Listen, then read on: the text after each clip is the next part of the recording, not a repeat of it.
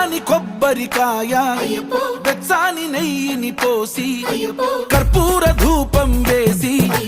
ఇష్టంగా ఇరుముడి కడతాం. నువ్వు ఎత్తుకుంటే చాలు ఎన్ని పూనకాలు కంఠమెత్తి పాడుకోగా కన్యస్వామి కదిలిరాగా ఇరుముడి కట్టు కట్టు కట్టు కట్టు కట్టు ఇరుముడి కట్టు ఎక్కు ఎక్కు ఎక్కు ఎక్కు సారి మల్ల ఎక్కు